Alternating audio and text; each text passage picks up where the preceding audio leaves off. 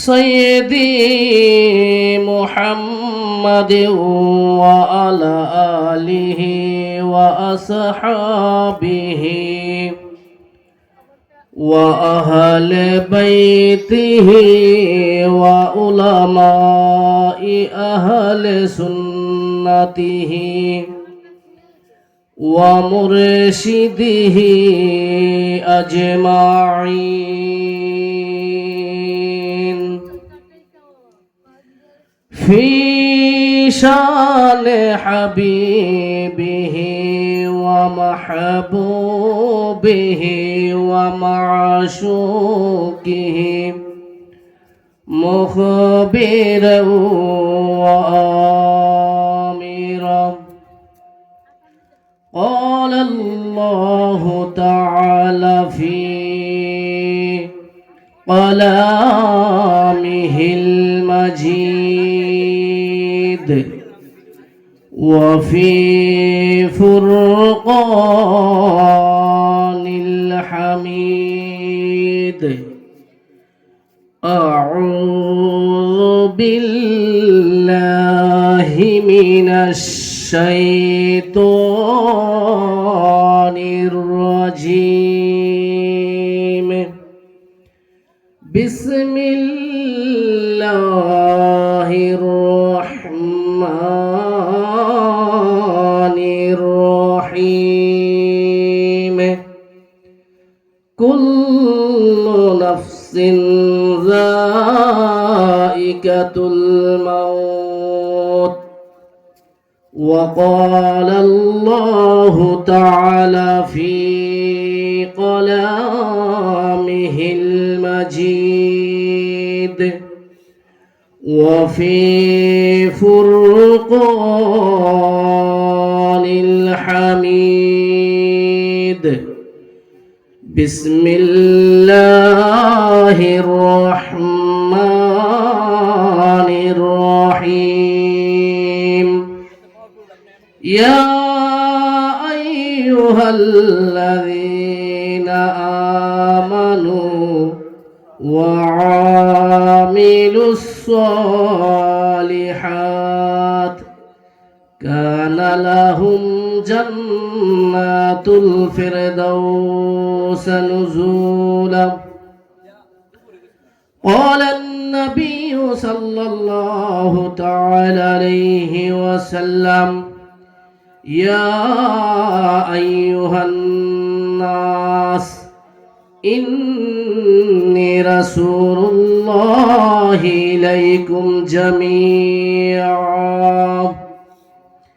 إن الله وملائكته يصلون على النبي يا أيها الذين آمنوا صلوا عليه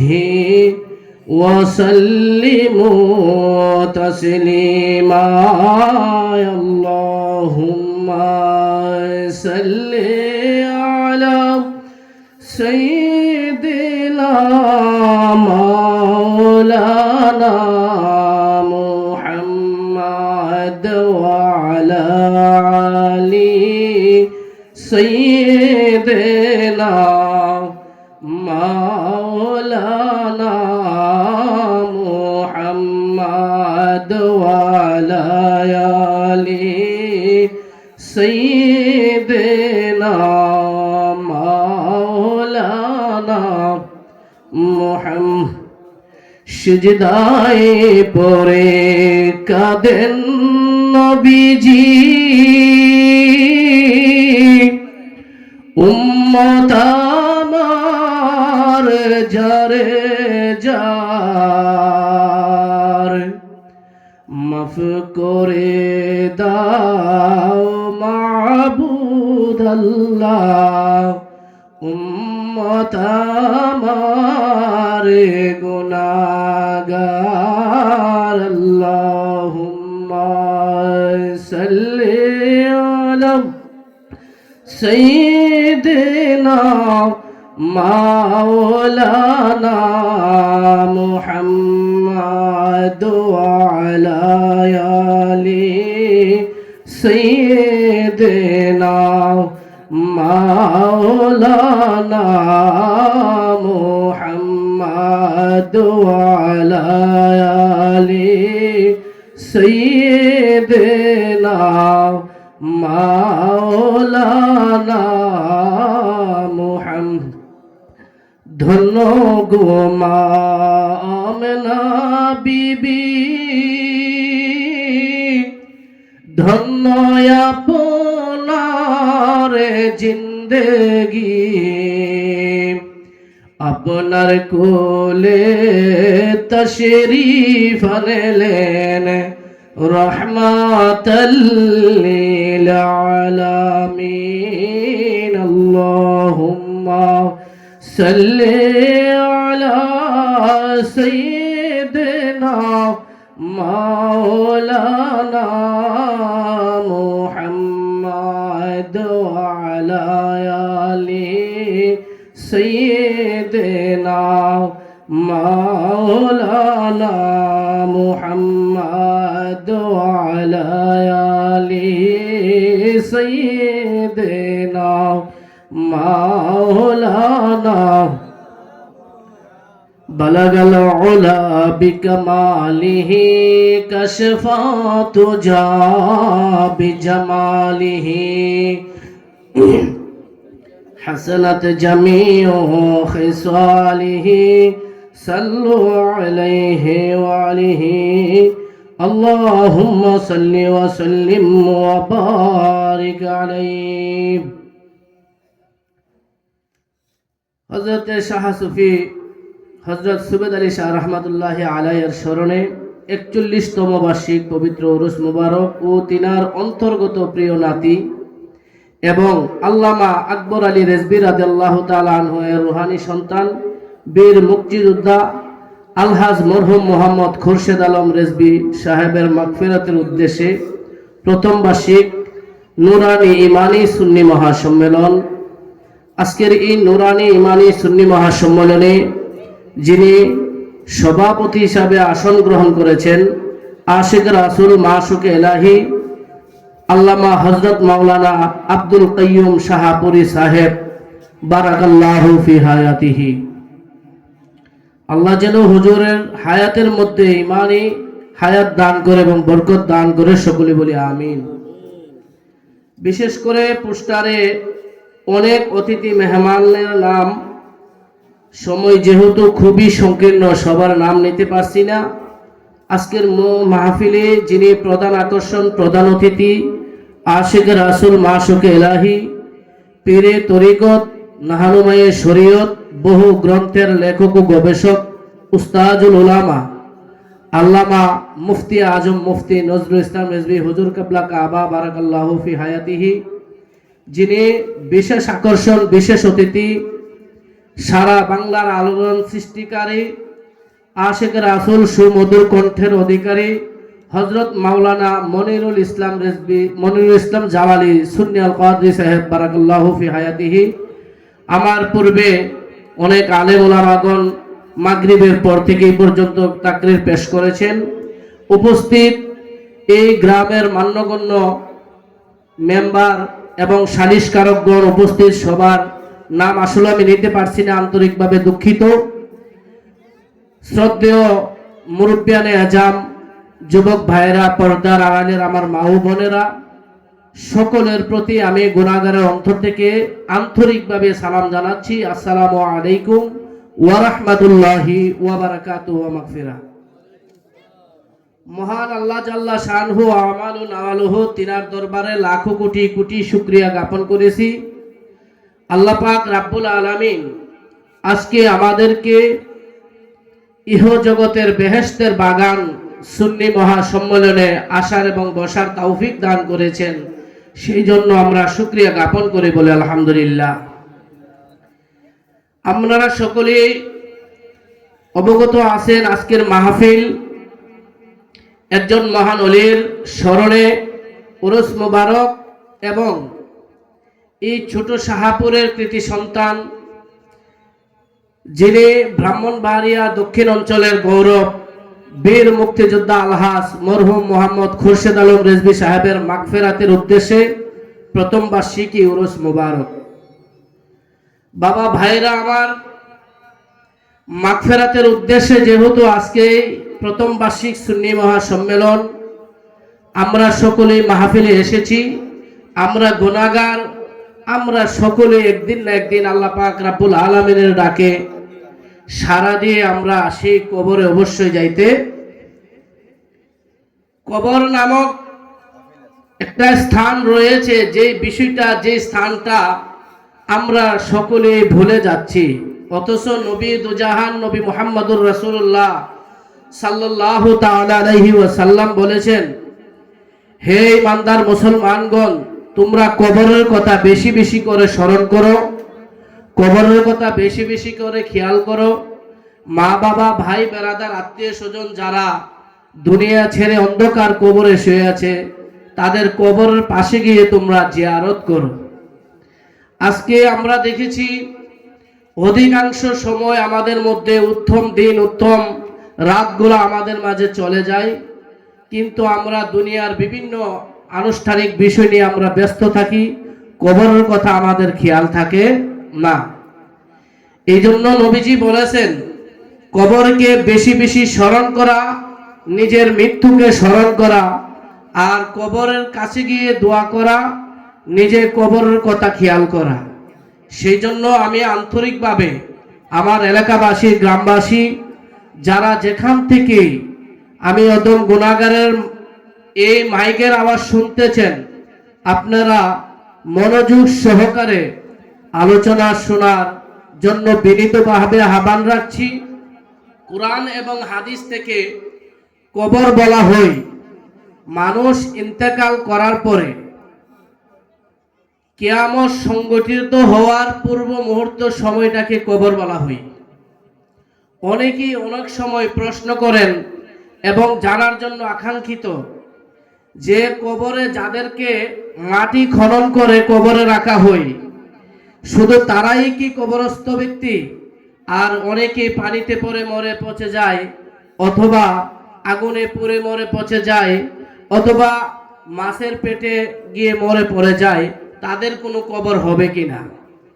আজকের এই মাহফিল থেকে আপনাদেরকে মেসেজ দিচ্ছি, শুনে রাখবেন, এমন কোনো মানুষ নাই যায়নি কবরে যাইতে হবে না। যদি কোনো ব্যক্তি আগুনে পুড়ে একবারে ছাই ছাই হয়ে যায়, তার জন্য একটা কবর এবং তার কুদরতি দেহ আল্লাহ পাক রাব্বুল আলামিন সৃষ্টি করে দিবে। অবশ্যই কবর নামক জায়গায় যাইতেই হবে, কেউ রেহাই পাবেন না।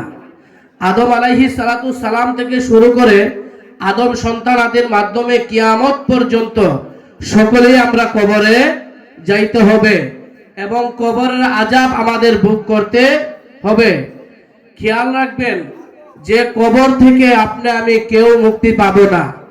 যেখানে যাইলে মানুষ পুনরায় আর ফিরে আসা যায় না, সেটার নাম হচ্ছে কবর। আল্লাহ পাক রাব্বুল আলামিন কুরআনুল কারীমের মধ্যে সেই কবরের ব্যাপারে আল্লাহ পাক রাব্বুল আলামিন কোরআনের মধ্যে ইরশাদ করেছেন, ইন্নাল্লাহা ইয়াবআসু মা ফিল কুবুর, নিশ্চয়ই যারা কবরের মধ্যে শায়িত হয়, একদিন হযরতে ইসরাফিল আলাইহিস সালাতু সালাম সিংহায় নিয়ে বসে আছেন আল্লাহর হুকুমে, তিনি সিংহায় ফুঁক দিবেন। ইসরাফিল আলাইহিস সালাম সিংহার মধ্যে ফুঁক দেওয়ার সাথে সাথে যত মানুষ মুর্দাগানি কবরের মধ্যে যে যে অবস্থায় থাকে, তারা কবর থেকে আবার হাসরের মধ্যে উঠতে হবে। আর এর আগে পূর্ব মুহূর্ত সময়টা 1 বছর, 2 বছর, 100 বছর, 50 বছর, অনেক বেশি বছরও কবরের মধ্যে থাকতে হবে। সেই কবরের মধ্যে প্রত্যেকটা মানুষ যার যার ঈমান আমল নিয়ে কবরে থাকতে হবে এবং কবরের আযাব অবশ্যই অবশ্যই ভোগ করতে হবে। আজকে আমরা একটা জিনিস নিয়ে বেশিরভাগই আমাদের আহলে সুন্নাত ওয়াল জামাতের মধ্যে আলোচনা হয় যে ঈমানদার হইলেই আমরা কবরে মুক্তি পাব। এই কথাটা বলাটা সহজ, কিন্তু ঈমানদার হওয়াটা বড় কঠিন। কবরের মধ্যে যখন রাখা হবে, তখন কবর একবারে সংকীর্ণ হয়ে যাবে। এই কাত থেকে অন্য কাতে যাওয়ার মতো জায়গা থাকবে না। ডান দিকের মাটি বাম দিকে, বাম দিকের মাটি ডান দিকে, সামনের মাটি পাছনের দিকে, এইভাবে একজন মানুষের দেহ চূর্ণ বিচূর্ণ করে দেওয়া হবে। এই দুনিয়ার মধ্যে যাদের আমল আখলাক ভালো, ঈমান থাকার পরে যাদের আমল এবং আখলাক ভালো থাকবে, তাদেরকে কবরের মধ্যে রাখা মাত্র নবীজি হাদিস শরীফের মধ্যে বলেছেন যে 70 গজ প্রস্থ হবে। যারা নামাজ পড়ে, যারা রোজা রাখে, সৎ কাজ করে, অর্থাৎ আল্লাহ কোরআনে বলেছেন ইত্তাকুল্লাহ, আমি আল্লাহকে ভয় করো। আল্লাহকে ভয় করার মধ্যে রয়েছে আল্লাহ যেই সমস্ত বিষয়াদি আদেশ করেছেন তা মানতে হবে, যেই সমস্ত বিষয়াদিকে আল্লাহ নিষেধ করেছেন তা বর্জন করতে হবে। এমন ভাবে যদি আমল আখলাকে ভরপুর থাকে, তাহলে ওই ব্যক্তির কবরটা 70 গজ প্রস্থ হয়ে যাবে। আর কথায় কথায় মিথ্যা কথা, সুবেলখড়ি, অন্যের সংসারে ঝগড়া লাগিয়ে দেওয়া, সুদ খাওয়া, ঘুষ খাওয়া, নামাজ না পড়া, এই ধরনের ত্রুটি যদি থাকে, আপনি যদি ইমানদারও হন, কিন্তু কিয়ামত হওয়ার আগ পর্যন্ত আপনার কবরে কোনোদিনও শাস্তি বন্ধ হবে। মনে রাখবেন, কবরের শাস্তি সকলেই ভোগ করতে হবে। কবরের শাস্তি সকলেই ভোগ করতে হবে। এই কবরের স্থানটাকে বরজখ বলা হয়। বরজখ বলা হয়। এই বরজখের স্থান আপনার আমার সকলে কি করতে হবে? গ্রহণ করতে হবে। অর্থাৎ ইন্তেকাল করার পর থেকে, ইন্তেকাল করার পরে কবরে রাখার সময় থেকে কিয়ামত সংঘটিত হওয়ার আগ পর্যন্ত এই সময়টাকে বরজখ বলা হয়। সেখানে আমাদের অবশ্যই যাইতে হবে। কবরের আহ্বান, কোনো ব্যক্তি কবর থেকে মুক্তি পাবেন না। কবর আহ্বান করে, আফসোস, আমি কবরকে তোমরা ভুলে গেছো, আমি কবরকে তোমরা স্মরণ করো না। বরঞ্চ আমি এমন একটি কবর, যেই কবরের মধ্যে ধনী গরিব, ছোট বড়, রাজা প্রজা এবং দুনিয়ার প্রভাবশালী যত ব্যক্তিবর্গই থাকুক না কেন, অবশ্যই অবশ্যই আমি কবরের মধ্যে আসতে হবে। আসতে হবে কিনা বলুন? কবরে যাওয়ার মুক্তি কেউ পাবেন না। কবরের মধ্যে ধনী গরিব ছোট বড় সকল ব্যক্তিরাই কবরের মধ্যে যাইতে হবে। কবর আফসোস করে বলে, হাই হাই রে, এই দুনিয়া পে, দুনিয়ার বাড়ি ঘর, বিভিন্ন জিন্দেগি সংসার পে আমি কবরকে বলে গেছ। মনে রাখবা, তোমাদের অবশ্যই অবশ্যই আমি কবরের মধ্যে একদিন আসতে হবে। কবরের মধ্যে আসতে হবে। যেই কবর অন্ধকার ঘর, যেই কবর পোকামাকড়ের ঘর, যেই কবর সাপ বিচ্ছুর ঘর, যেই কবরের মধ্যে আযাব গজব আসবে, ওই কবরকে ভোলা যাবে না। যদি দুনিয়াতে কোনো ব্যক্তি কবরকে ভুলে যায়, তাহলে মনে রাখতে হবে আপনি কবরে গিয়া কোনোদিন শান্তি পাবেন না। কবরের আযাব গজব অবশ্যই আমাদের করতে হবে। আল্লাহ পাক রব্বুল আলামিন আদম আলাইহিস সালাতুস সালামকে মাটি দ্বারা আল্লাহ পাক রব্বুল আলামিন সৃষ্টি করে তিনাকে জান্নাতে রেখে দিলেন। জান্নাতে রাখার পরে দুনিয়ার সমস্ত কিছুর নাম আল্লাহ পাক রব্বুল আলামিন আদমকে শিখিয়ে দিলেন। জোরে কোন সুবহানাল্লাহ। আদম আলাইহিস সালাতুস সালামকে আল্লাহ মাটি দ্বারা আদম নবীকে সৃষ্টি করে জান্নাতে রাখলেন। এরপরে সমস্ত সৃষ্টি জগতের সমস্ত কিছুর নাম আদম নবীকে শিক্ষা দিলেন। এবং আল্লাহ পাক রব্বুল আলামিন সমস্ত সৃষ্টির রহস্য হিসাবে, সমস্ত সৃষ্টির রহস্য হিসাবে আদম আলাইহিস সালাতুস সালামকে আবার দুনিয়াতে প্রেরণ করলেন। জোরে কোন সুবহানাল্লাহ। জান্নাত থেকে আদম নবী দুনিয়াতে প্রেরিত হয়েছেন, দুনিয়াতে আগমন করেছেন। আদম আলাইহিস সালাতুস সালাম, এই জন্য তিনার স্থান, বাসস্থান হবে 4টি। 1 নাম্বার, আদম নবীর বাসস্থান হচ্ছে জান্নাতে। আল্লাহ মাটি দিয়ে আদম নবীকে সৃষ্টি করে জান্নাতে রাখলেন। পরবর্তীতে আল্লাহ সমস্ত সৃষ্টির রহস্য হিসাবে আদম আলাইহিস সালামকে দুনিয়াতে আনলেন। দ্বিতীয় তিনার বাসস্থান হচ্ছে দুনিয়াতে। 3 নাম্বার তিনার বাসস্থান হচ্ছে কবরের মধ্যে। আদম নবী কবরে শুইছে কিনা জবান খুলে বলুন।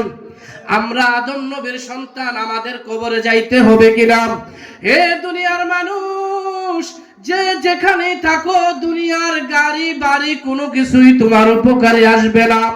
কবরে যখন তোমার ডাক আসবে, অবশ্যই অবশ্যই সেই কবরের মধ্যে যাইতে হবে। এরপরে আদম আলাইহিস সালাতুস সালামের বাসস্থান হচ্ছে নির্দিষ্ট জান্নাত। আপনার আমার মতো জান্নাত না, আদম নবীর জন্য স্পেশাল জান্নাত রয়েছে। জোরে কোন সুবহানাল্লাহ। কোন জান্নাত? স্পেশাল জান্নাত রয়েছে। তাহলে প্রমাণ হলো আদম নবীর বাসস্থান চারটা। প্রথম জান্নাতে, তারপরে আদম নবী আসছে দুনিয়াতে, তারপরে কবরের মধ্যে 4 নাম্বার আবার নির্দিষ্ট করে আদম নবীর জান্নাত রয়েছে। জোরে কোন সুবহানাল্লাহ। আমরা আদম নবীর সন্তান। আমরা কি আদম নবীর সন্তান? আমাদের জন্য 4টা বাসস্থান রয়েছে। আমাদের জন্য প্রথম বাসস্থান হচ্ছে মায়ের পেটে। 10 মাস 10 দিন মায়ের পেটের মধ্যে আমাদেরকে লালন পালন করছে, ঠিক কিনা বলুন? মায়ের পেটের মধ্যে আমাদের 1 নাম্বার বাসস্থান। 2 নাম্বার আমাদের বাসস্থান হচ্ছে দুনিয়ার মধ্যে। আপনি দুনিয়ার মধ্যে যদি 1 তলা 2 তলা 5 তলা বিল্ডিং করেন, যদি আপনার ঈমান এবং আমল সঠিক থাকে, তাহলে কবরে গিয়া শান্তি পাইবেন, মুক্তি পাইবেন। আর যদি আপনার যত তালা বিল্ডিং থাকুক, দুনিয়াতে আপনি থাকার কোনো ব্যবস্থা নাই, কবরে অবশ্যই অবশ্যই যাইতে হবে। যাইতে হবে কিনা বলুন? কবরের মধ্যে যেহেতু যাইতে হবে, অবশ্যই আমরা কবরের পুঁজি দুনিয়াতে থাকতেই করতে হবে। তাই বিদায় দুনিয়ার মধ্যে আপনি সর্বপ্রথম ঈমানের পরে নামাজ। ঈমানের পরে কি? নামাজ। আমাদের মধ্যে অনেক বাবা ভাইরা বলে নামাজ পড়ে তো কোনো লাভ নাই, আমার ঈমান আছে। বলুন নাউজুবিল্লাহ মিন যালিক। নামাজ ঈমান না, তবে নামাজকে অস্বীকার করলে ঈমানদার হওয়া যাবে না। ঈমান নবী দুজাহান নবী মুহাম্মদুর রাসূলুল্লাহ সাল্লাল্লাহু তাআলা আলাইহি ওয়াসাল্লাম, তিনি বুখারী শরীফের মধ্যে কিতাবুস সালাত অধ্যায়ের মধ্যে আল ওয়াক্তুল মাওয়াকিফ পরিচ্ছেদের মধ্যে নবীজি বলেছেন, সাল্লু কামা রাআইতুমুনি উসাল্লি। জোরে কোন সুবহানাল্লাহ। নবীজি বলেছেন, হে আমার উম্মতেরা, তোমরা নামাজ পড়ো। হে আমার উম্মতেরা, তোমরা নামাজ পড়ো। আদেশ কার? নবীজির। নবীর উম্মত যদি দাবি করতে হয়, অবশ্যই নবীর আদেশ মানতে হবে। নবীজি বলেছেন, সাল্লু, তোমরা নামাজ পড়ো।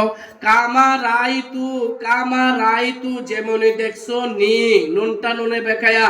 নবীজি কয়, আমি নবীকে নামাজ আদায় করতে যেইভাবে দেখেছো, তোমরা যদি নামাজ পড়তে হয় তাহলে সেইভাবে নামাজ পড়ো। এখানে একটি কথা আছে, গভীর খেয়াল করুন। নামাজ পড়তে পড়তে পড়তে পড়তে কপালে সর ফালাবে, কপালের মধ্যে দাগ হবে। এমন শ্রেণীর নামাজি আছে যারা নামাজ পড়বে, কিন্তু আল্লাহ কুরআনুল কারীমের মধ্যে সূরাতুল মাউনে বলেছেন, ফাওয়াইলুল লিল মুসাল্লিন।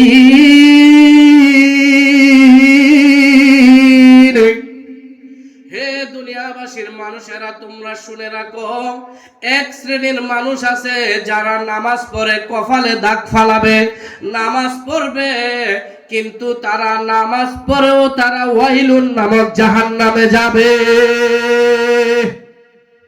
তাহলে বোঝা যায় কোরআন থেকে প্রমাণ, নামাজ পড়েও জাহান্নামী, আবার নামাজ না পড়লেও জাহান্নামী।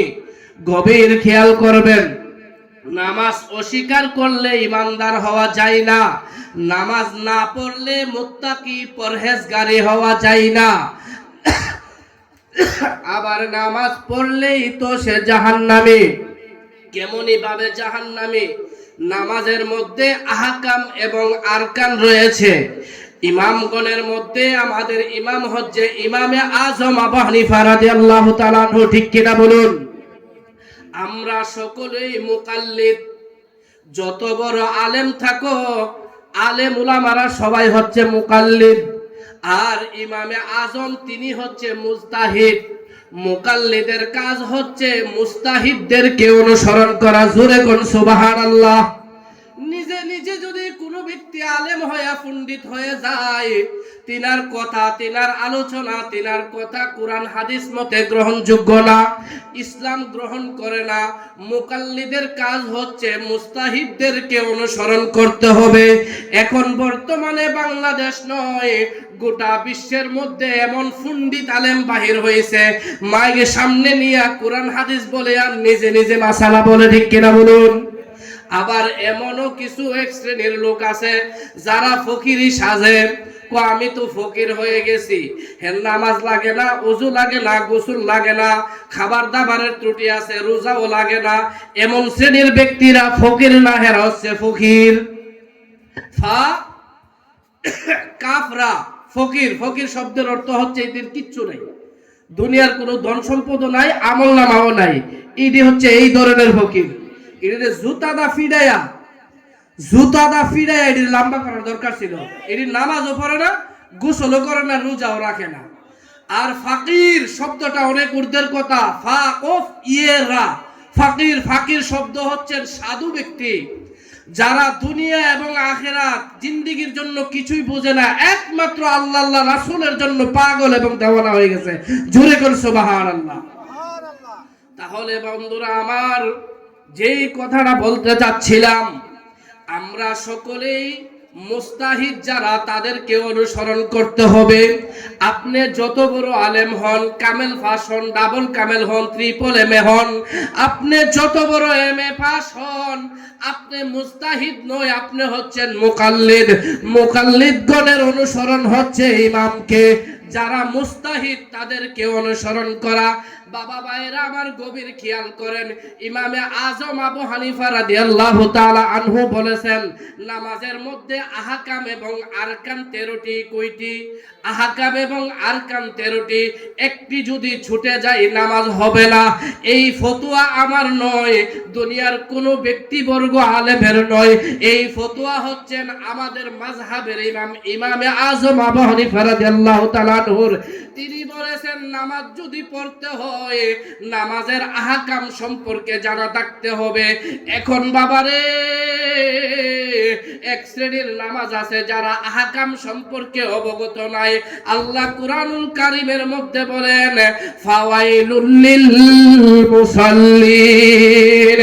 তারা মুসল্লি সাজে কিন্তু নামাজের আহকাম আরকান সম্পর্কে জানে নাই। এই জন্য তাদের করণীয় হচ্ছে নামাজের আহকাম আরকান জেনে নেওয়া। জোরে করুন সুবহানাল্লাহ। নামাজের আহকাম আরকান সম্পর্কে মেনে নেওয়া। রুকু সেজদা সঠিকভাবে করা। আপনার রুকুতে যাওয়ার পরে আলিফ যেই রকম ভাবে সোজা, এরকম সোজা হতে হবে। সোজা হওয়াটা ওয়াজিব। যদি কোনো ব্যক্তি সোজা না হয়, তাহলে ওই ব্যক্তি আবার অবশ্যই নামাজ দৌড়ে পড়তে হবে। যদি সোজা না হয়ে রুকু সেজদা করে, আর যদি সাহু সেজদা না দেই, ওই ব্যক্তি অবশ্যই নামাজ কি করতে হবে? দৌড়ায় পড়তে হবে। আমাদের মধ্যে এক শ্রেণীর ইমাম সাজে, 2-3 অক্ষরের মৌলবীরা ইমাম হয়। কই রুকু থেকে আমি সোজা হইতারি না অসুস্থর জন্য। আপনি যদি অসুস্থর জন্য রুকু থেকে সোজা না হইতে পারেন, আর আপনার পাশনে যদি একজন মুসল্লি দাঁড়ায় নামাজ পড়ার ক্ষমতা রাখে, তিনি যদি সোজা হওয়ার ক্ষমতা রাখে, তাহলে আপনার ইমামতি বরবাদ হয়ে যাবে। আপনি ইমামতি করার যোগ্য নয়, বরঞ্চ আপনি মুসল্লি হওয়ার যোগ্য। ইখতিয়ার মাসালা বুঝতে হবে। ইমামে আজম আবু হানিফা রাদিয়াল্লাহু তাআলা আনহু এইভাবে নামাজের মাসালা বর্ণনা করছে। আমার নবীজি বলতেছেন, উম্মত রে, ও আমার উম্মতেরা শোনো, সাল্লু, তোমরা নামাজ পড়ো কামা রাআইতুমুনি, আমি রাসূলুল্লাহ যেইভাবে নামাজ পড়েছি তোমরা সেইভাবেই নামাজ পড়ো। এখন কোন বাবা, দুনিয়ার কোনো বিষয়ের অজুহাতের কারণে নামাজে যদি আমি অংশগ্রহণ করি, বিভিন্ন বিষয় নামাজে লাগাই, তাহলে নামাজ হবে না। নামাজ তো শরীয়তের একটা জিনিস। নবীজি যা দিয়েছেন তার মধ্যে হইতে হবে। এর ব্যতিক্রম যদি নামাজের মধ্যে কোনো কিছু লাগে, আপনি জিন্দা হয়ে কিয়ামত পর্যন্ত নামাজ পড়তে পারবেন, পড়াইতে পারবেন, আপনার নামাজ আল্লাহর দরবারে কবুল হবে না। শুধু একটা দলিল নয়, হাজার হাজার দলিল কুরআনুল কারীমের মধ্যে রয়েছেন। আতিউল্লাহ ওয়া আতিউর রাসূলা, আল্লাহর অনুসরণের সাথে আমার রাসূলের অনুসরণ করতে হবে। নবীজি যেইগুলা নিষেধ করেছেন তা মানতে হবে, নবীজি যা করে নাই তা বর্জন করতে। এখন আসুন নামাজ পড়লাম, কিভাবে নামাজ পড়তে হবে? নবীজি বলছেন, রাআইতু মুনি ইউসাল্লি, আমি রাসূল যেইভাবে নামাজ পড়েছি তোমরা সেইভাবে নামাজ পড়ো। আপনি যদি খাঁটি নবীর উম্মত হন, আপনি যদি উসুল মানেন, আপনি যদি বালাগাত মানতেক মানেন, আপনি যদি ফাসাহাত বুঝেন, তাহলে বুঝতে হবে নামাজের মধ্যে আপনি আমার দুনিয়ার কোনো বিষয়ের জন্য আমার নবীর নামাজকে পরিবর্তন করা যাবে না। আসেন বাবা, ফজরের নামাজের একটা ওয়াক্ত আছে। শীতের জন্য মানুষ জামাত পড়তে পারে না। এখন আমরা 10 জন মৌলবী একসাথে হইয়া যদি একটা ফতোয়া নিক্ষেপ করে ফজরের নামাজটা সকাল 9টার সময় পড়া হোক, সবাই নামাজ পড়তে পারবে। যুক্তি ঠিক আছে নি? 9টার সময় যদি নামাজ পড়া হয় তাহলে সবাই নামাজ পড়তে হবে। কিন্তু আপনি নিষেধ করেছেন ওইভাবে যদি আরাম করে নামাজ পড়েন, তাহলে এটা হবে আপনার ওই নামাজ যেই নামাজে আপনার জন্য আমার জন্য জাহান্নাম নির্ধারিত আছে। বেশি বেশি মুসল্লি হবে, নবীজি বলেছেন অনেক বেশি মুসল্লি হবে, কিন্তু তার নামাজ আল্লাহর দরবারে কবুল হবে না যদি নামাজের মধ্যে আহকাম আরকান ঠিক না। এখন আসুন আহকাম আরকানের ভিতরে কি কি রয়েছে গভীর আলোচনা, আমি সেই দিকে যাই না। আমি আপনাদের সম্মুখে আলোচনা করেছি কবর নিয়ে। এখন কবরের পুঁজি নিতে হবে কিনা? আদম আলাইহিস সালামের সন্তান হিসাবে আমাদের 4টি বাসস্থান রয়েছে। 1 নাম্বার মায়ের গর্ভে, 2 নাম্বার হচ্ছে দুনিয়া, 3 নাম্বার হচ্ছে বরজখ। কবরের মধ্যে যাইতে হবে কিনা? কবরও যাইতে হবে কিনা? 4 নাম্বার আপনার আমার ঈমান এবং আমলের দ্বারা যদি ঈমান এবং আমল সঠিক থাকে তাহলে ব্যক্তির ঠিকানা হবে জান্নাতে, আর যদি ঈমান আমল ঠিক না থাকে তাহলে ব্যক্তির ঠিকানা হবে জাহান্নামে। 4 নাম্বার আপনার আমার বাসস্থান হবে ঈমান এবং আমলের উপরে। ঈমান এবং আমল যদি ভালো থাকে তাহলে জান্নাতি হবেন, আর ঈমান এবং আমল যদি ভালো না থাকে তাহলে কোথায় যাবেন? আল্লাহ পাক রব্বুল আলামিন কুরআনুল কারীমের মধ্যে বলেছেন, ইয়া আইয়ুহাল্লাযীনা আমানু, হে ঈমানদারগণ, ওয়া আমিলুস সালিহাতি, তোমরা নেক কাজ করো, নামাজ পড়ো, রোজা রাখো, সত্য কথা বলো, ধনী হইলে যাকাত দাও, উপযুক্ত টাকার সম্পদের মালিক হইলে হজে যাও। আল্লাহ পাক বলেছেন ওয়া আমিলুস সালিহাত, তোমরা ঈমান আনয়নের পরে নেক কাজ করো। তাহলে বুঝতে হবে যারা বলে আমরা ঈমানদার, ঈমানদার ব্যক্তির জন্যই তো 5 ওয়াক্ত নামাজ, ঠিক কিনা বলুন? ঈমানদারের জন্য 5 ওয়াক্ত নামাজ। কোন ব্যক্তি ঈমান আনয়ন করার পরে যদি 1 ওয়াক্ত নামাজ পড়ে তাহলে তার জন্য 5 ওয়াক্ত নামাজের সওয়াব হবে। যদি 5 ওয়াক্ত নামাজ পড়ে তাহলে 50 ওয়াক্ত নামাজের সওয়াব হবে। জোরে কোন সুবহানাল্লাহ। সাহাবারা নবীজিকে আরজ করছেন, আমার নবীজি যখন মেরাজের মধ্যে গেলেন, মেরাজ শরীফ থেকে আল্লাহ পাক রব্বুল আলামিন 50 ওয়াক্ত নামাজ দিয়েছেন। অবশেষে আল্লাহর নবীকে 5 ওয়াক্ত নামাজ দিয়েছেন। সাহাবারা আরজ করে, নবী গো, ইয়া রাসূলুল্লাহ, ইয়া হাবিবাল্লাহ, নবী গো, 50 ওয়াক্ত নামাজ যে দিয়েছিল আপনি কমাইতে কমাইতে 5 ওয়াক্ত নামাজ আনছেন। এখন 5 ওয়াক্ত নামাজ পড়লে আমরা 50-এর সওয়াব পাবো কিনা?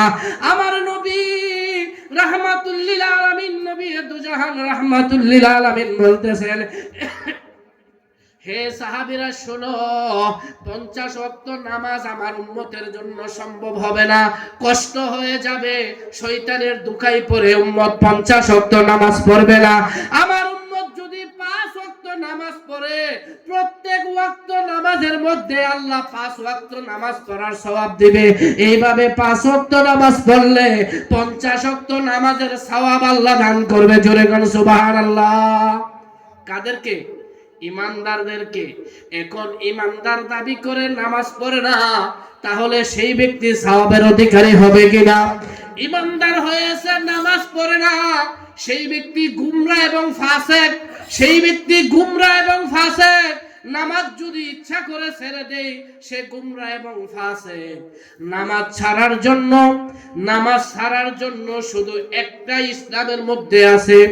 কোন ব্যক্তি যদি ইসলাম ধর্মের কোন মাসালা কোরআন হাদিস দ্বারা সমাধান পাইতেছে না, এই মুহূর্ত সময়ে সে কিতাব নিয়ে বসা আছে, ইসলাম চর্চা করতেছে, কিতাব চর্চা করতেছে, এই মুহূর্ত সময়ে যদি নামাজের সময় হয়ে যায়, ওই ব্যক্তি নামাজ না পড়ে ইসলামের ওই সমাধানটা বাইর করার জন্য কোরআন হাদিস পড়ারত অবস্থায় সেই ব্যক্তি নামাজ ছাড়তে হবে, নামাজ ছাড়তে পারবে। আর কোন অবস্থাতেই কোন ব্যক্তি নামাজ পড়ার যদি হুকুম তার মধ্যে থাকে, সেই ব্যক্তি অবশ্যই আল্লাহর হুকুম, সে নামাজ পড়তে হবে। এখন আছে মাওলা আলীকে ভালোবাসে এক শ্রেণীর মানুষ, মাওলা আলী হাই রে। এ মায়েরা, বন্ধুরা আমার, গভীর খেয়াল করে দেখুন, মাওলা আলী আলাইহিমুস সালাতু ওয়াস সালাম তিনার জীবনে কোনো নামাজ কাজা করে নাই। তিনি একদিন আসরের নামাজের পূর্ব মুহূর্তে সময়ে আল্লাহর হাবিব নূরে খুদা মুহাম্মদুর রাসূলুল্লাহ সাল্লাল্লাহু তাআলা আলাইহি ওয়াসাল্লাম তিনার মাথা মুবারক মাওলা আলীর উরাতের মধ্যে রেখে আমার নবীজি একটু তন্দ্র অবস্থায়, ঘুমানো অবস্থায় গেলেন। এই সময়ের দিক দিয়া আসরের নামাজের ওয়াক্ত চলে যাচ্ছে। মাওলা আলী ছটফট করতেছে, হায়, আমার জীবনে তো কোনো নামাজ ছাড়ি নাই, কোনো ওয়াক্ত নামাজ ছাড়ি নাই। মাওলা আলী নামাজের জন্য তিনার ভিতরে প্রেম বিলাসা চলতেছে। আর এই দিকটা দয়াল নবীজি মাথা মুবারক মাওলা আলীর উরাতে রেখে ঘুমিয়ে আছে, নবীকে ডাক দিতে পারে নাই। নবীকে যদি ডাক দেই বেয়াদবি হবে। মাওলা আলী কইতেছেন, নবীকে ডাক দিলে কি হবে? বেয়াদবি হবে। এই দিকটা নামাজের জন্য মাওলা আলী ভিতরে আগুন জ্বলতেছে, আমি তো কোনোদিন কোন ওয়াক্তের নামাজ কাজা করি নাই, আজকে মনে হয় আমার আসরের ওয়াক্ত কাজা হয়ে যাবে।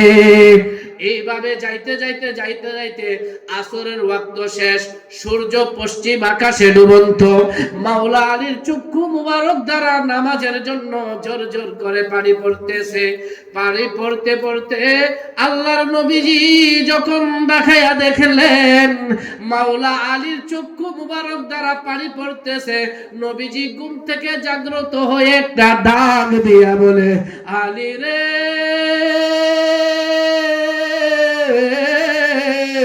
ও আলী, তোমার চক্ষু দ্বারা কেন পানি পড়তেছে? মাওলা আলী রাদিয়াল্লাহু তাআলা আনহু ডাক দিয়ে বলে, ইয়া রাসূলুল্লাহ, ইয়া হাবিবাল্লাহ, নবী গো, আমার জীবনে তো আমি কোনোদিন কোনো ওয়াক্তের নামাজ কাজা করি নাই। আপনার মাথা মুবারক আমি আলীর উরুতে থাকার কারণে আপনাকে আমি ডাক দেই নাই, বেয়াদবি হবে, মুস্তাকি হবে। কিন্তু এই দিকটা আসরের জামাতের সময় চলে গেছে, আসরের নামাজের ওয়াক্ত চলে গেছে, আমি আমার নামাজের জন্য আলী দেওয়ানা পাগল হয়ে কাঁদতেছি। জোরে বলুন সুবহানাল্লাহ। আলীকে ভালোবাসে কিন্তু নামাজকে ভালোবাসে না। আর সেই মাওলা আলী কিভাবে নামাজ ভালোবাসছেন?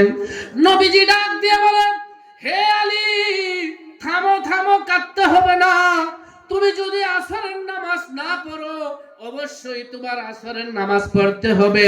সূর্যকে একটা ইশারা দিয়ে ডাক দিয়ে আবার নবীজি, হে সূর্য, তুমি আবার আসরের জায়গায় চলে আসো। সঙ্গে সঙ্গে সূর্য, ডুবন্ত সূর্য আবার আসরের সময় হয়ে আসরের জায়গায় আসলেন।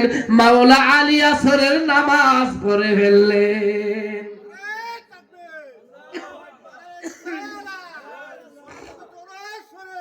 তাহলে মাওলা আলী আসরের নামাজের জন্য কত দেওয়ানা আছেন। এখন যারা বলে নামাজ পড়তে হবে না, তারা গুমরা এবং ফাসেক। তারা গুমরা এবং ফাসেক। ইমানদারের জন্য অবশ্যই অবশ্যই নামাজ পড়তে হবে। দুনিয়ার মানুষ শুনে রাখো, মাওলা আলী আলাইহিমুস সালাতুস সালাম হইতে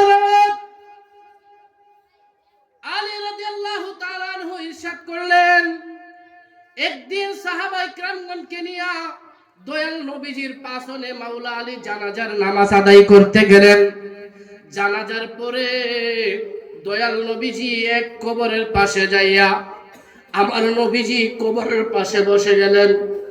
বৈশা নবীজি ফরমাচ্ছেন, হে আল্লাহর বান্দারা শুনো, প্রতিদিন কবর ভয় ভীতি নিয়ে আসাইরা কবর ডাকতেছে আর আফসোস করতেছে, হে দুনিয়ার মানুষেরা, তোমরা আমাকে ভুলে গেছো, মনে রাখিও একদিন অবশ্যই অবশ্যই আমি কবরে আসতে হবে। যেই কবরের মধ্যে শুধু অন্ধকার আর অন্ধকার, যেই কবরের মধ্যে শুধু ভয় ভীতি আর ভয় ভীতি, যেই কবরের মধ্যে বিষাক্ত সাপ পোকামাকড় থাকবে, যেই কবর থেকে ফিরিয়া আর কোথাও আসা যাবে না, সেই কবরের মধ্যে যাইতে হবে। কবরের ভয়ঙ্কর বিষয় নিয়ে আল্লাহর হাবিব নূরে খুদা মুহাম্মদুর রাসূলুল্লাহ সাল্লাল্লাহু তাআলা আলাইহি ওয়াসাল্লাম ফরমায়াছেন, এই কবরের মধ্যে এত ভয়ভীতি সৃষ্টি হবে, সুতরাং কবরে যাওয়ার আগে তোমরা কবরের পুঁজি গ্রহণ করো। জোরে কোন সুবহানাল্লাহ। আনাস বিন মালিক রাদিয়াল্লাহু তাআলা আনহু হইতে বর্ণিত, নবীজি ইরশাদ করেন, হে দুনিয়ার মানুষ, কবরের মধ্যে যখন তোমাদেরকে রাখা হবে, সেই কবরের মধ্যে ইরামান কাতিবিন দুইজন ফেরেশতা আসবে।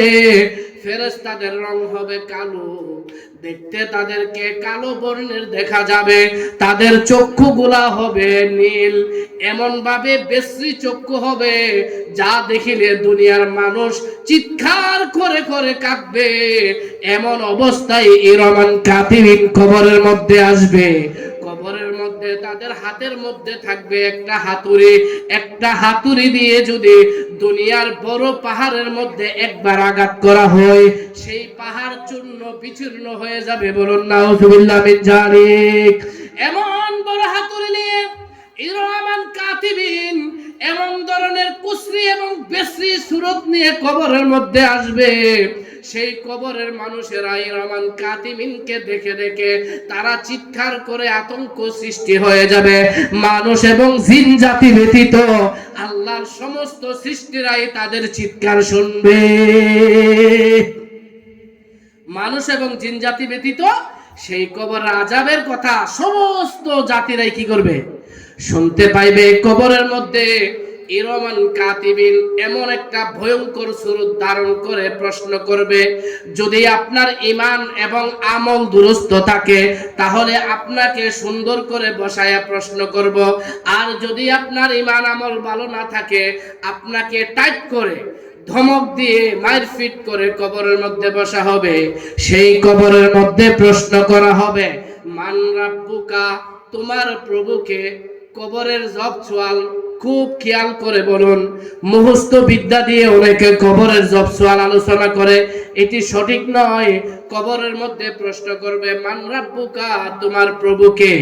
ব্যক্তি যদি ইমানদার হয়, পরহেজগারি হয়, তাহলে তিনি উত্তর দেবে, রাব্বি আল্লাহ, আমার প্রভু হচ্ছেন আল্লাহ। জোরে কোন সুবহানাল্লাহ। প্রভুকে আল্লাহ। দুই নাম্বার প্রশ্ন করবে, ওয়ামা দিনুকা, তোমার দিন কি? যদি ইমানদার ব্যক্তি না হয়, তাহলে বলবে, দুনিয়ার মধ্যে আলেম উলামা থেকে, মানুষ থেকে শুনেছি হযরত মুহাম্মদ সাল্লাল্লাহু আলাইহি সাল্লাম, কিন্তু আমি তিনাকে জানি না, দিন বলতে চিনি না। দিনও জানে না, চিনেও না। দুই নাম্বার প্রশ্ন করবে, ওয়ামা দিনুকা, তোমার দিন কি? উত্তর দিবে, দিনী আল ইসলাম, আমার দিন হচ্ছে ইসলাম। দুইটা প্রশ্ন করবে। প্রশ্নের উত্তর যদি পারে তাহলে মুক্তি নাই, প্রশ্নের উত্তর না পারলেও মুক্তি নাই। এই দুইটা প্রশ্নের মধ্যে বান্দার মুক্তি নাই। তিন নাম্বার প্রশ্ন করবে, মা হাযা রাজুলুল্লাযী বুইসা ফীকুম, ও দুনিয়ার ব্যক্তিরা, ভাইরা শুনো, তোমার আমার কবরের মধ্যে আল্লাহর নবীজি এসে হাজির থাকবে। কবরে ফেরেশতারা প্রশ্ন করবে, মা হাযা রাসূলুল্লাহি বুইসা ফিকুম, তিনি তোমার কবরের মধ্যে উপস্থিত, তিনা সম্পর্কে তোমার ধারণা কি, তুমি চিনোনি? ব্যক্তি যদি বেঈমান হয়ে বলবে, দুনিয়াতে শিখছি তিনি মনো রাসূল, কিন্তু আমি চিনি না, সেই ব্যক্তি জবাব দিবে না। আর যদি ইমানদার হয়, ভালো আমল থাকে, তাহলে তিনি উত্তর দিবে, ওয়া মুহাম্মাদুর রাসূলুল্লাহ সাল্লাল্লাহু তাআলা আলাইহি ওয়াসাল্লাম। জোরে জোরে করে সুবহানাল্লাহ। রাসূলকে সাক্ষী দিবে, চিনবে, রাসূলের পরিচয় দিবে। এখন গভীর খেয়াল, দুনিয়াতে কোনো মানুষ নবীকে দেখেন নাই, নবীজির চেহারা মুবারক কি রকম দেখেন নাই, হাত কি রকম দেখেন নাই, পা কি রকম দেখেন নাই, নবীজির সুরত কি মুবারক দেখেন নাই। কবরে যখন আপনাকে নবী সম্পর্কে জিজ্ঞাসা করবে, কবরে নবীর পরিচয় পাইবেন কি করে? সেই কবরের মধ্যে আপনি যদি হক্কানি পীর মুর্শিদের কাছে বায়াতে রাসূল গ্রহণ করে থাকুন, সেই কবরের মধ্যে আপনার মুর্শিদের সুরত ধরে নবীজি থাকবে। আপনি আপনার মুর্শিদের সুরতে নবীকে চিনতে পারবেন। কার সুরতে? মুর্শিদের সুরতে।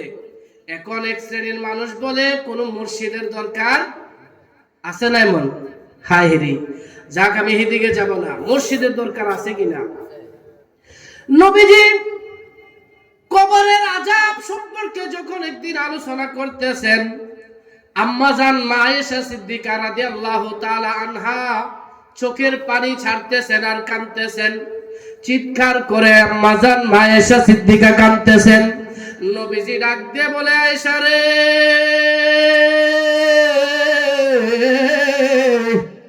ও আয়েশা, তুমি এমন সজোরে চিৎকার করে কেন কাঁদতেছো? আম্মা জান মা আয়েশা সিদ্দিকা রাদিয়াল্লাহু তাআলা আনহা বলতেছেন, ইয়া রাসূলুল্লাহ, ইয়া হাবিবাল্লাহ, নবী গো, ও নবী, আপনি যখন কবরের আযাব এবং গজব সম্পর্কে আলোচনা করেন, আপনার নুরানি জবান মুবারকের আলোচনা শুনিয়া আমি মা আয়েশা সিদ্দিকা দুনিয়ার কোনো কিছু আর ভালো লাগে না। আযাব এবং গজবের কথা শুনে আম্মা জান মা আয়েশা সিদ্দিকা কান্দে, দুনিয়ার কোনো কিছু ভালো লাগে না।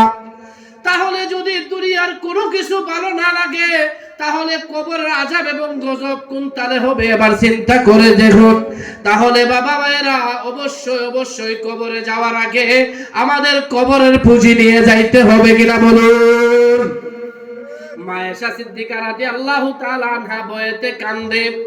আম্মা জান মা আয়েশা সিদ্দিকা রাদিয়াল্লাহু তাআলা আনহা নবীজিকে ফরমান, ইয়া রাসূলুল্লাহ। তখন নবীজি বলে, হে আয়েশা, কান্দো না, হে আয়েশা, ভয় পায়ো না, কারণ ইমানদারের জন্য, ইমানদারের জন্য কবরটা যখন কবরে রাখা হবে, ওই কবরটা 70 গজ প্রস্থ হয়ে যাবে। জোরে কোন সুবহানাল্লাহ। কোন কোন রিওয়ায়াতের মধ্যে আসছে, একজন ইমানদার ব্যক্তি কবরের মধ্যে চোখের দৃষ্টি যত বড় যায়, তত বড় তার কবর হয়ে যাবে। আয়েশা রে, ও আয়েশা, ইমানদারের জন্য কবরটা 70 গজ প্রস্থ হয়ে যাবে, তুমি কাঁদিও না, ভয় পায়ো না। আম্মা জান মা আয়েশা সিদ্দিকা রাদিয়াল্লাহু তাআলা আনহা ডাক দিয়া বলে, ইয়া রাসূলুল্লাহ, নবী গো, ও নবী, আপনাকে কবরের মধ্যে পাবো কিনা? জোরে কোন সুবহানাল্লাহ। মা আয়েশা ডাক দিয়া কই, ইয়া রাসূলুল্লাহ, আপনাকে কবরের মধ্যে পাবো কিনা? আমার নবীজি বলে, হে আয়েশা, যদি কবরের মধ্যে আমাকে না পাও, তাহলে মিজানের ঘাটে পাইবা। যদি কবরে আমাকে না পাও, তাহলে ফুলসেরাতের ঘাটে পাইবা। আম্মা জান মা আয়েশা সিদ্দিকা ডাক দিয়ে কই, ইয়া রাসূলুল্লাহ, নবী গো, ফুলসেরাতের ঘাটে আপনি রাসূলকে পাবো কিনা? দয়াল নবীজি ডাক দিয়ে বলে, হে আয়েশা, শুনো, ফুলসেরাতের ঘাটে যদি আমি নবীকে না পাও, তাহলে হাসরের ময়দানে পাইবা। জোরে কোন সুবহানাল্লাহ। মা আয়েশা সিদ্দিকা ডাক দিয়ে বলে, ইয়া রাসূলুল্লাহ, ইয়া হাবিবাল্লাহ, ও নবী, যদি হাসরের মাঠে আপনাকে না পাই তাহলে কোথায় পাবো? আমার নবীজি ডাক দিয়ে কয়, আয়েশা রে, ও আয়েশা, হাসরের ময়দানে যদি আমি নবীকে না পাও তাহলে মিজানের পাল্লায় আমি রাসূল অবশ্যই অবশ্যই থাকবো। জোরে বল সুবহানাল্লাহ।